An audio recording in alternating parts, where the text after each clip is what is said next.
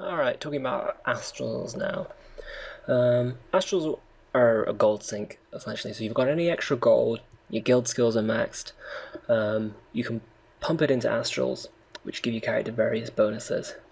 And it works by clicking down here, and these move up. And as you click these planets up here, you get a chance at better and better levels of different types of Astrals. And each time you click, you get star points. 1 point for the bottom star, 2, 3, 4, 5, that sort of thing. So I'll show you, I've gone up 1 star point there. And what can you do with star points? You can exchange them. So you can buy some of the red ones for 1,500. 15,000 actually, sorry. And 7,000 for the yellows. My current strategy is to buy yellow. And of all the ones that I want, once I've got yellow and everything, I'll maybe start thinking about reds. Now another strategy of that is to completely ignore the yellows because you might run into them. I bought a pristine sniper, for example, and then about 3 hours later got a random one just from doing Astrals normally. So some people say it's worth waiting for the red ones because they're so rare that you can never predict when you're actually going to get one, while eventually you probably will get most of the yellows that you want over time. But it's up to you what sort of strategy you want to do for that. Looking at actual Astrals, it's going to be different for each character, which one you want to focus. What all characters want is either their physical attack first and foremost, or magic attack, if you're a mage or a knight, depending on what you use. Next, you're definitely going to want your magic def and your physical def. I recommend, if you can have one or the other, going with physical def, because 2 of the classes do physical damage and only 1 do magic, so you're more likely statistically to run into physical damage overall. But you want both, because bosses and PvE type stuff do both types of damage. As a archer, the other ones you're going to want to focus on are crit and crit damage. Archers have lots of talents for increasing the critical damage and stuff to do with crits, so those 2 work very well. Another useful thing to have for world bosses is floating damage, enhanced ruthlessness.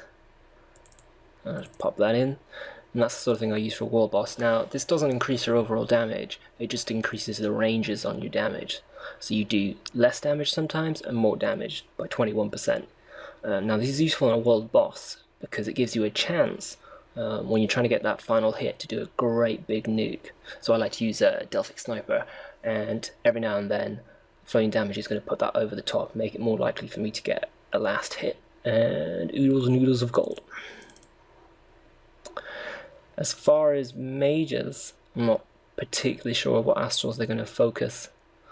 From knights, probably after your magic def, physical def, and physical attack, one thing I've seen lots of is the crit disable, but increases damage. Knights don't run a lot of critical damage on their stats, etc. So they get a lot of benefit from the pure increase of damage because they're not going to do any crits anyway. So going back the astral plane, we'll just talk a little bit quickly about the strategy when it comes to this. First and foremost, I recommend setting your cell, which is this little thing down here, to green and below. And what this will do is we'll sell all green and grey astrals right back. And I'll show you some of this. So if I do some clicking here,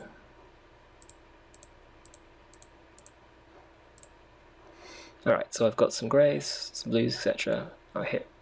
If we look at the price for that, it's 3,600, and 1 click on this is 4,000. So if you sell those greens right off the bat, you've only lost 400 gold per click, which gives you more total clicks, more star points, and more chances to get a really good astral for what you're actually after. Another thing you might notice me doing is I'm not clicking on the planets as they activate. What I do is I click the planet before until the one before is lighted up. So I could click this one right now, but I'm not going to. I'm going to click this. Nope, it's gone down. It's going to keep clicking at the bottom here. And what I'm trying to do is I'm trying to light up this one here. Alright, there it goes. And now what this does, if I click this and it fails, it's not going to fall all the way back down. See? So it did. It went back down, but it only went back down to the one before. So this is really useful because it allows you to sort of, if you get it up here, to keep it up there, and then might get more chances of popping back up here. And each of these higher ones have better chances of getting the good ones you're on after. That's that one.